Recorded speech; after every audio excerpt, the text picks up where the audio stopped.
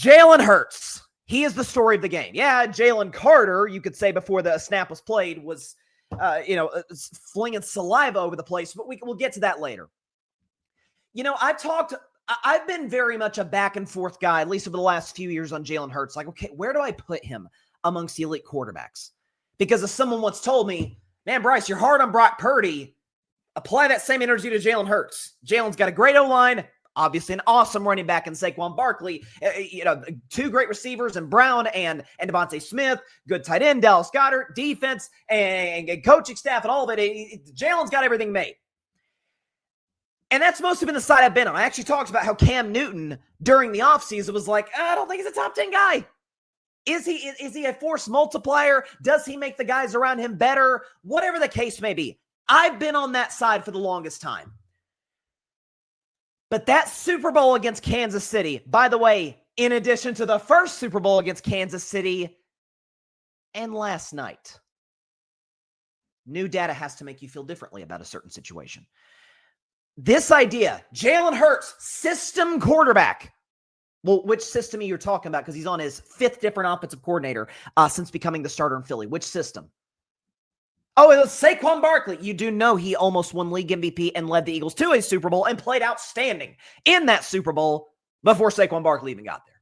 And by the way, speaking of Saquon Barkley, shout out to him. Saquon's the man.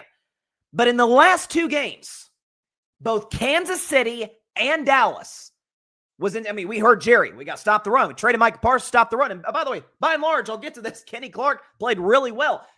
Last two games the Philadelphia Eagles have played. Super Bowl against Kansas City, opening night against Dallas. Both teams, both defensive coordinators. Spags for the Chiefs, Eberflus for the Cowboys. 26 isn't going off on us. He's the offensive player of the year, a 2,000-yard rusher. He's not going off on us. Ask the Rams how that worked out for them twice last year. Well, they contained him.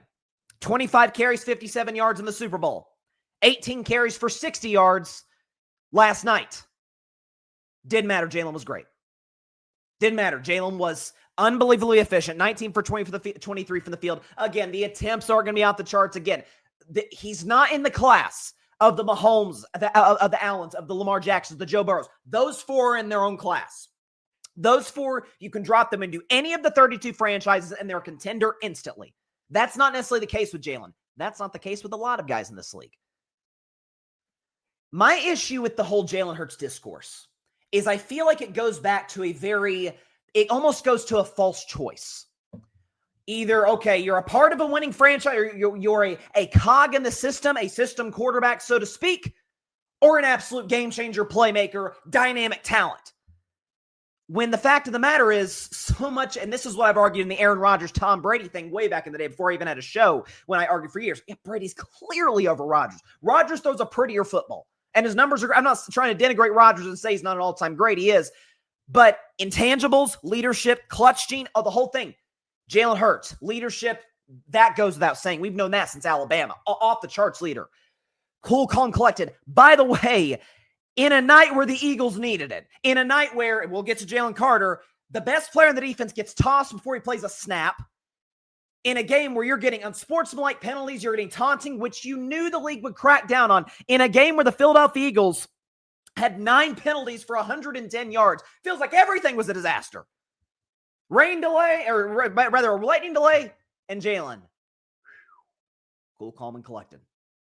Never changes expression. Same approach. Going to do my job. Going to be clutch. Going to make some huge plays on third down. Run the football, including the last play of the game, multiple times. Feels like Dallas, they're about to get off the field. Maybe they force a field goal, and Jalen just ran for a touchdown. Or Jalen ran for a first down to keep the drive going. It's who he is. He's a clutch playmaker. Insanely accurate with the football. Again, those intermediate routes, those are harder than folks think because that's timing. That's being on the money. Dallas sold out, stopped Saquon Barkley. Dallas, again, was, this guy's not going to beat us. Jalen killed him, just like he killed the Chiefs twice in the Super Bowl. And can we show, by the way, what Jalen Hurts has done? I saw this stat, and I almost couldn't believe it. If you go back to week 6 of last year, when the Eagles were coming off of their bye week 6 last year, every single game that Jalen Hurts has started and finished. There's a game against Washington that we had to omit because he played a drive and a half before he got hurt. That was the game that Jaden Daniels had 5 touchdown passes. Take that game out because Jalen barely played. Games Jalen has started and finished. Last 15 games. Can we show those numbers? Well, first of all, he hasn't lost. That's pretty amazing. 38 total touchdowns, 4 picks. How's that? How's a 19-2 touchdown to turnover ratio? I think we'll take that any day of the week. 234 total yards per game, completes 71% of his throws, a passer rating of 116. The guy's one of the most efficient players in the league at his position, and he's undefeated.